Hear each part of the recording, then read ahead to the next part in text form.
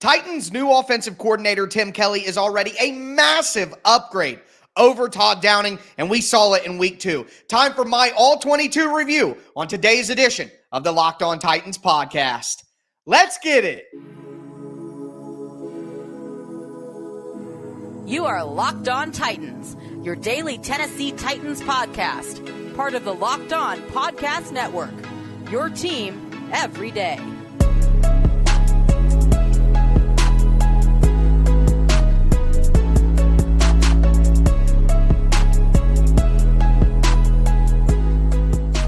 Welcome to the Locked On Titans podcast. I am your host, Tyler Rowland. Titans fans, today's edition of the Locked On Titans podcast is brought to you by FanDuel Sportsbook, the official sportsbook of Locked On. Make every moment more. Right now, new customers can bet $5 and get $200 in bonus bets guaranteed. Visit FanDuel.com/Locked On to get started. It is Tic Tac Tuesday, ladies and gentlemen. This day, every week, I dive into the tape to tell you what I saw schematically on offense and defense. First, we're going to talk about Tim Kelly's offense because he is just dialing up magic right now. Also, going to talk about how the Titans disguise their coverages to confuse Justin Herbert and create opportunities to get off the field. And then finally, I'll dive into the performance of Dillon Radunz and his return from an ACL injury. He was the best Tennessee Titans offensive lineman out there on Sunday. So we got a lot to talk about that's on the film. Before I get into it, thank you guys for making the Locked On Titans podcast your first listen each and every day. Remember, Monday through Friday, Tennessee Titans content all year long, always for free. Make sure you get subscribed, stay subscribed. It's your team every day here on the Locked On Titans podcast. And speaking of every day, shout out to my everydayers. I got a ton of content all week long for you guys. Of course, yesterday we recapped the game. Today we're diving into the film. Tomorrow is What's Next Wednesday. We're going to look ahead to this next matchup in week 3. Thursday is Crossover Thursday to get some information from behind enemy lines. And then Friday is Game Plan Friday, where I break down exactly what the Titans need to do schematically to win their next game. But we got to dive into this tape today. I love doing this every week. So let's talk about Tim Kelly. First, I want to talk about the two bombs that Ryan Tannehill hit. First, the 70-yarder to Treylon Burks, and then the 50-yarder to Chris Moore, because it's funny how Tim Kelly set up the defense for this, but he did it in a way that took advantage of something that the Chargers were doing schematically. So what were the Chargers doing? Number one, the Chargers were going into two high safety. That's two safeties deep, all right? They would show two high. And then when it was snapped, what they would do is they would roll one safety down into the middle of the field, and then they just have one safety deep. So they're showing two high. At the snap, they're rolling a safety down and turning it into single high safety looks, okay? But what they would do is the single high safety would not roll into the middle of the field. The single high safety, who was a two high safety, would just stay over there like he was in two high. And what they would do is they would leave that safety to the better receiver side. So if DeAndre Hopkins and Treylon Burks are out on the field, they would leave the safety over DeAndre Hopkins. If it was NWI or Chris Moore and then Treylon Burks on the other side, they would leave that high safety over Treylon Burks. So whoever the better receiver was on the field, they would roll the safety on the opposite direction down, keep that two high safety high, and have him kind of shadow over top. And it makes sense. Have your guys go one-on-one on the backside, and then have a safety over top of the better receiver on one side. That totally makes sense from the Chargers' point of view, but Tim Kelly took advantage of this. So on the first bomb to Treylon Burks, on the throw to Treylon Burks, what happened was the Chargers rolled the safety to Treylon Burks' side and brought that safety down on Treylon Burks' side. So the Titans went classic play action, outside zone. It was man-to-man coverage on the backside because the safety's all the way over on the other side of the field worried about Hopkins. That left Treylon Burks one-on-one with Asante Samuel Jr., and he just beat him down the field with speed. Not only is Burks 4 inches taller and 40 pounds heavier, but he's faster too. And Burks beat him downfield. Tannehill had time and hit him with a great throw. All right, the Titans knew to take advantage of that because the Chargers were going to bring the safety on Burks' side down, leave the safety over towards Hopkins' side. So they knew they'd get that one-on-one opportunity. That is Tim Kelly taking advantage of the defense. On the Chris Moore bomb, it was the same exact thing. Same exact thing. The Chargers showed 2 high safety. They rolled 1 safety down over Traylon because it was Burks and Moore on opposite sides this time. They rolled their safety down towards Chris Moore, left the other safety high over Traylon Burks. Tannehill play action, Chris Moore deep, one-on-one, and Tannehill threw it a dime right to Chris Moore, who made a fantastic catch as well. They knew that the Chargers were going to run that coverage on first down, and they took advantage of it 2 times, 1 in either half. And what's crazy is we are going to segue into some run game stuff real quick. But in the first half, the Chargers were covering all 3 interior offensive linemen with a defensive lineman. So they had a guy covering the center and the guards. Where does that leave the defense susceptible? Between the guards and the tackles. So the Titans were running outside zone, and they were running pull plays to get their running backs to go towards the tackles and run off the guards in between the tackles because the Chargers defense was stacking the interior. So the Titans running outside zone in the first half, the bomb to Burks in the first half, play action off outside zone. We get into the second half, the Chargers widen their defensive line. Now they're in between the guards and the tackles with a guy over the center, wider than they were in the first half. So the Titans started running inside zone and duo and attacking the middle of the defense. And the bomb to Chris Moore in the second half, you guessed it, play action, but off inside zone this time. Tim Kelly matching the play action passes to the run plays that he's calling in that particular half, taking advantage of a coverage tell and a thing that the Chargers like to do on first down that he saw multiple times. Tim Kelly, this is real offensive coordination. The last thing that I want to talk about here is the red zone plays. The last 2 touchdowns. That first touchdown, 70-yard bomb to Burks. Give it to Henry twice, score a touchdown. Not a lot to talk about there. But Tannehill's 12-yard touchdown run and then Tannehill's throw to NWI on the last touchdown.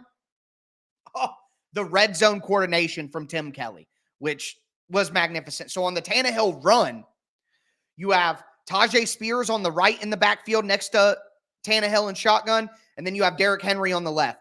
The Titans run a fake handoff to Tajay Spears and then run an option with Derrick Henry. Triple option out of shotgun with Spears and Henry. That's good enough on its own. But what Tim Kelly did was they ran to the right-hand side on that play. He took Chris Hubbard, who was the right tackle, and had him pull to the left side, even though the Titans were going to the right. When Chris Hubbard pulled to the left side, the defensive end, who is taught to follow a pull man, you're taught that your whole life in football. If your man pulls, follow him down the line of scrimmage. Tim Kelly took that defensive rule and turned it on its head. So Chris Hubbard pulls the opposite direction to the left. The defensive end on the right-hand side follows him, which takes away him from Tannehill and Derrick Henry's equation. The linebackers are worried about the fake handoff to Tajay Spears. They see the right tackle pull into the left. They keep their eyes on the inside. And that gives Tannehill all the room that he needs to get out. And then the final touch, Tannehill fakes a pitch to Derrick Henry, which keeps the safety Derwin James on Henry and gives Tannehill the lane that he needs to get to the end zone. Tim Kelly, baby. Quickly, the last touchdown to NWI, Ryan Tannehill play action fake. And then he throws a quick slant to NWI into the end zone on third down. Big play for the Titans to give them the lead. Play action, holds the backside safety. Tannehill, after the play action fake, continues to look straight down the field, not to tip off the safety that he's going to the right-hand side to NWI. The safety holds, hesitates, and then realizes, oh, he is going to throw it to NWI over the middle. But it's too late for the safety because of the play action fake and Tannehill keeping his eyes in the middle, not giving it away to the safety with his eyes. NWI comes out, looks like he's going to block, boom, darts inside for the slant, catches it for a touchdown. What great play design and execution by Tim Kelly and Ryan Tannehill. 2 explosive pass plays and red zone offense. That is how you do it right there, folks. But we're going to move forward to the defense and the disguises that they showed to the Chargers and how they won that game on defense. It was absolutely beautiful. We'll talk a little bit of Dillon Radunz at the end of the show as well. Before we get into that, though, do want to let you guys know that today's episode is brought to you by Jase Medical. Look, guys, everyone should be empowered to care for themselves and their loved ones during the unexpected. That's why Jase Medical offers the Jase Case. The Jase Case provides 5 life-saving antibiotics for emergency use and gives you a peace of mind so that you are not just hoping you have access to medication in an emergency. Jase Medical makes sure that you have medication in hand. Jase Medical is simple. They handle everything from the online evaluation to licensed pharmacy, medication delivery, and ongoing consultation and care. Don't get caught unprepared. Save more than $360 by getting these life-saving antibiotics with Jase Medical, plus an additional $20 off by using the code LOCKEDON. That's locked on at checkout on jasemedical.com. That's JASE medical.com. Promo code Locked On. Also want to let you guys know that today's episode is brought to you by FanDuel, America's #1 sportsbook. Right now, new customers get $200 in bonus bets guaranteed when you place a $5 bet. That's $200 in bonus bets off a $5 bet, whether you win or lose. If you're thinking about joining FanDuel, there is no better time to get on the action. You could bet spreads, player props, over-unders, and more. Visit FanDuel.com/LockedOn to kick off the NFL season. FanDuel, official partner of the NFL.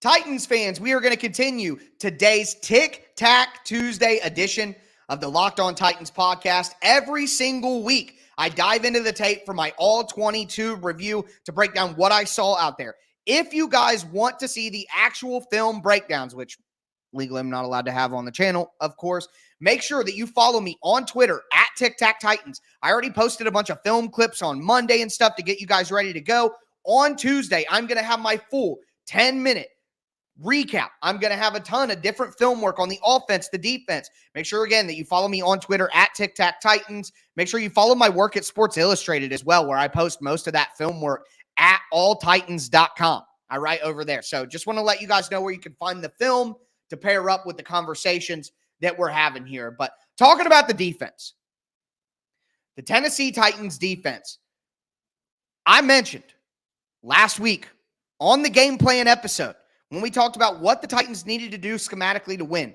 I said the Titans had to be able to stop the run in their nickel defense, which required an incredible effort from the interior defensive line and the slot cornerbacks. Did you guys see Roger McCreary making physical plays all over the field on Sunday? He stepped up to the plate. It wasn't just him either. Elijah Molden got in on the physicality. Kevin Byard came down and made physical tackles. The Tennessee Titans defensive backs were heavily involved in run defense, and that allows the Titans to do so many things and allows them to show so many different looks.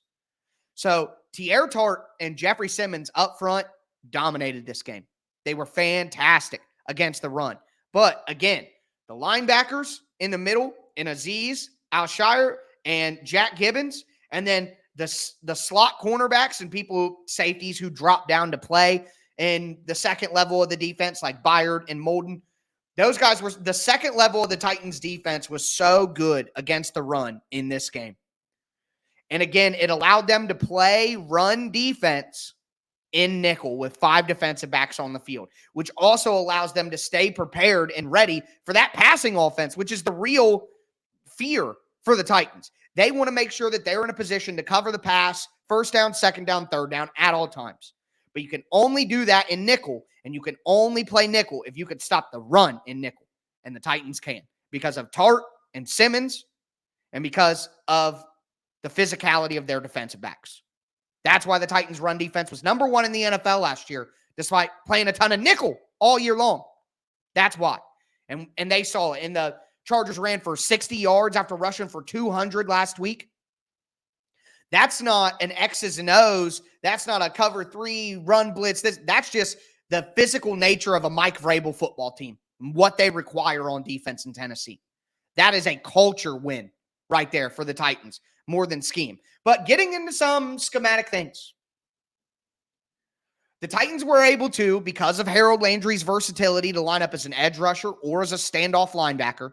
The Titans ran a ton of 4-3 in this game, where they had Harold Landry as an off-ball linebacker on the second level.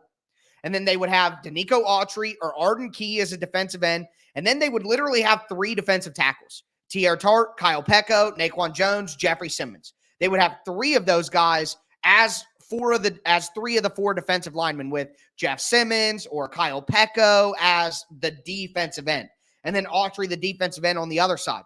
And then they would have Landry, Azeez, and Gibby as the 3 linebackers, and they would show a 4-man front and a 4-3. The Titans can play a 3-4 or a 4-3 because Harold Landry is the fulcrum that can pivot off of. And that's why I said that he was worth paying. Now, Landry hasn't played too well at the beginning of the year, but his presence and his skill set still allows the Titans to be versatile and multiple up front.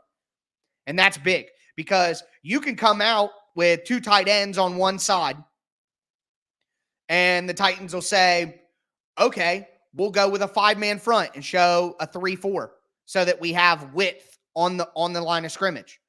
Oh, you want to stack things up and have your tight ends even? Oh, you want to put a fullback in the backfield? We're going to go to a 4-man front so that you don't have any kind of numbers advantage if you go this way or that way. I mean, the versatility of Harold Landry allows them to do this. So that's how run defense went. The Titans could get aligned correctly because of the versatility and multiplicity of their front. Their physical defensive backs were able to come in and help in run defense, and their interior defensive line up front dominated and were able to win against double teams.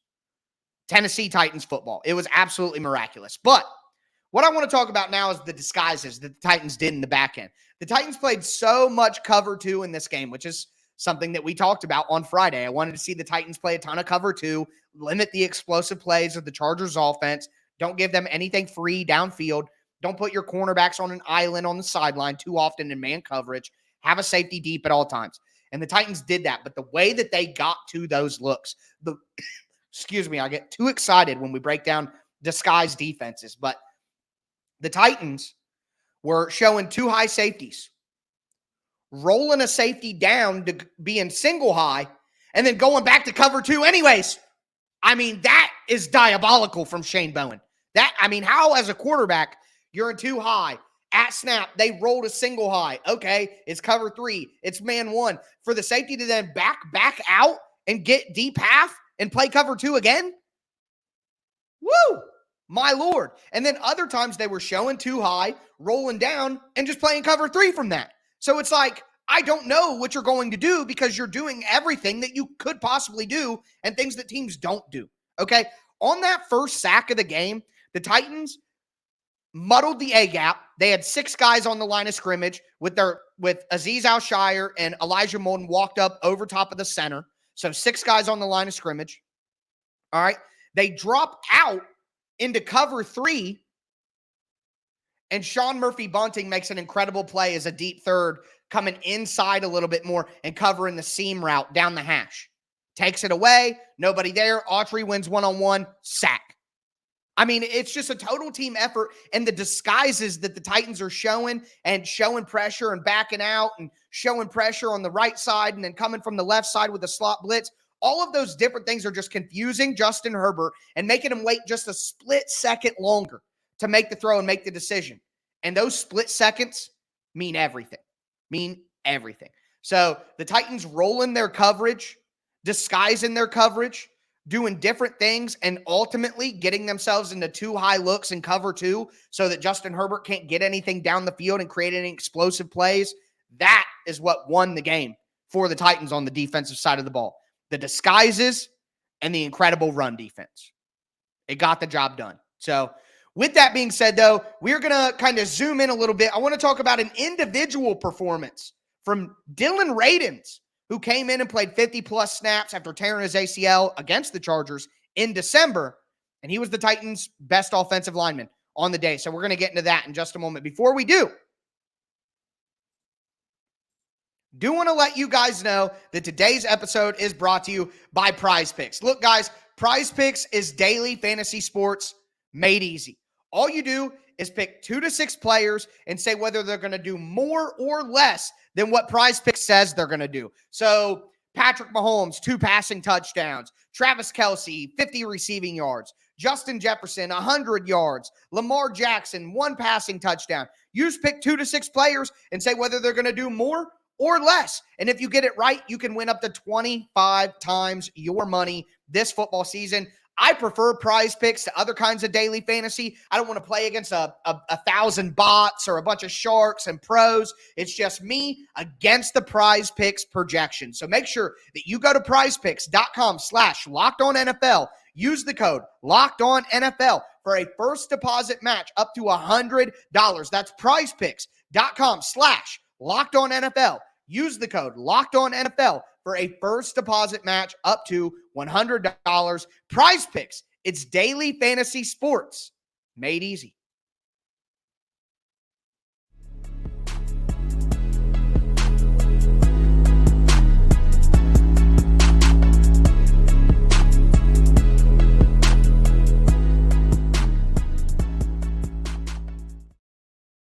Titans fans, we are going to cap off today's edition of the Locked On Titans podcast, diving into the All-22 film, breaking down what I saw. We talked about Tim Kelly and his coordination of the offense. We talked about the disguise of the defense and the physical run defense that they played as well. Now I want to zoom in, talk about Dillon Radunz and his performance out there and his return from an ACL injury. Before we get into that, thank you guys again for making the Locked On Titans podcast your first listen each and every day. Remember, Monday through Friday, Tennessee Titans content all year round on all apps, always for free. Make sure you get subscribed, stay subscribed to the Locked On Titans podcast. You're not going to get this kind of podcast content anywhere else. There is nobody else breaking down the film in podcast form like I am, providing you places to go to look at the film work. Sports Illustrated, alltitans.com, where I write, my Twitter account at TicTacTitans.com. You guys got to make sure that you follow my work, both those places as well, so you get the full picture of what we talk about. But I want to dive into Dillon Radunz's performance here. He was the highest graded Tennessee Titans offensive lineman per Pro Football Focus with a 74.3 overall grade. He had an 85.2 in run blocking, and the film matches those grades, ladies and gentlemen. Let me just tell you that.